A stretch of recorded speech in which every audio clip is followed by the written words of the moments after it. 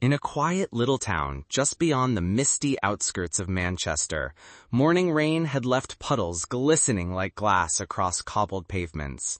The clouds lingered overhead, heavy and gray, but inside a small second-floor flat, Claire's heart fluttered with something warm.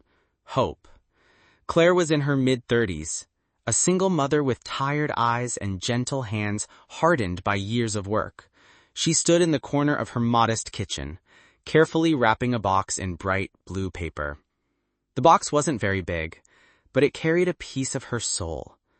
She had been saving for months, skipping lunch breaks at her bakery job, quietly selling old books, her once-cherished wristwatch, and even canceling a long-overdue visit to the dentist just to get this gift. It wasn't the flashy, top-of-the-line phone her son had dreamed of, but it was new, decent, and still far more than she could afford without sacrifice. This phone, to her, was more than a device. It was love in disguise. Tangible, glowing proof that even when life didn't give her much, she'd still give everything to her son. Later that afternoon, Claire approached her son, 15-year-old Oliver, who sat on the worn-out sofa, deeply engrossed in his video game, headphones on, shouting commands at the screen. She gently tapped him. "Happy birthday, love," she said with a soft, nervous smile, holding out the wrapped box like it contained the moon. Oliver pulled off the paper with quick, careless hands. For a brief second, his expression registered confusion. Then came the shift. His mouth tightened, his eyes narrowed. "What is this?" he said flatly. Claire, still hopeful, answered, "It's a smartphone, a good one. I saved for months." "I told you I wanted the new iPhone," he snapped, now fully animated. Before she could say another word, Oliver stood up, threw the phone to the floor, and stomped on it with his trainer. The cracking sound of glass echoed through the flat like a slap. Claire froze.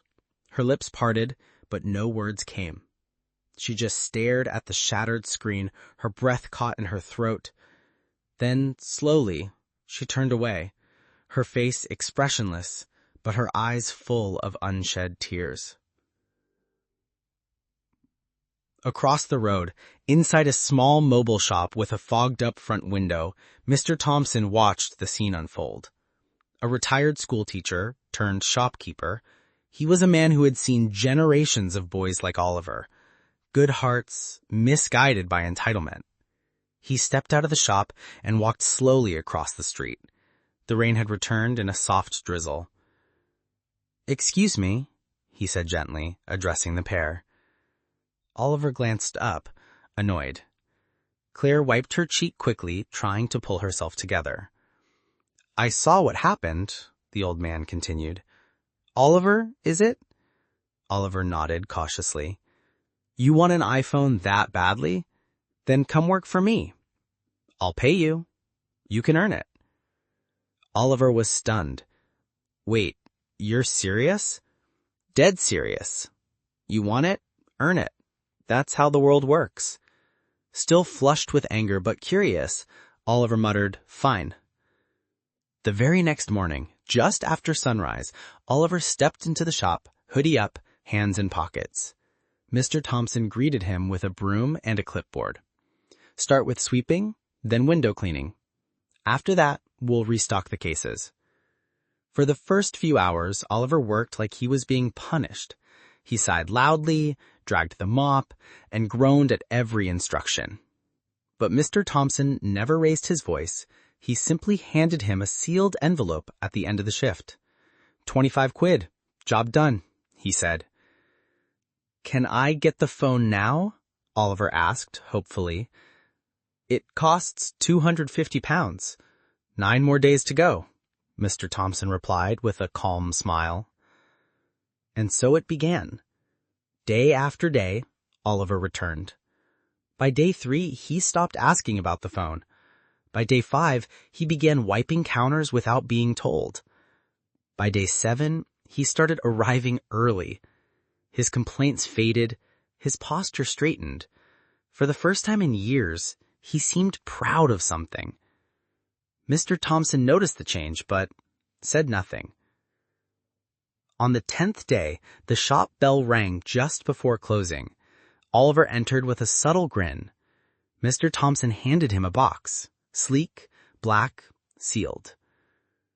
"The iPhone," he said. "You've earned it." Oliver took the box and held it to his chest like it was treasure. "Yes!" he shouted, eyes sparkling. "I finally did it." But just as he turned to leave, Mr. Thompson reached out, grabbed the box from his hands, and without a word, slammed it on the floor. The box split open. The screen inside cracked. Silence filled the room. Oliver stared. His voice caught in his throat. "What?" he finally yelled. "Why would you do that? I worked so hard for that. That was my money." Mr. Thompson didn't flinch. He looked him straight in the eye. "And your mother? She worked even harder for the phone you destroyed. With her money, with her heart, with her sacrifice." Oliver stood frozen. His anger drained into guilt. His face, once defiant, softened with shame. I didn't know," he said quietly. "Now you do," Mr. Thompson said. "Next time, think before you step on someone else's effort. Sometimes love looks like a simple phone, and sometimes it's the hardest thing a parent can afford."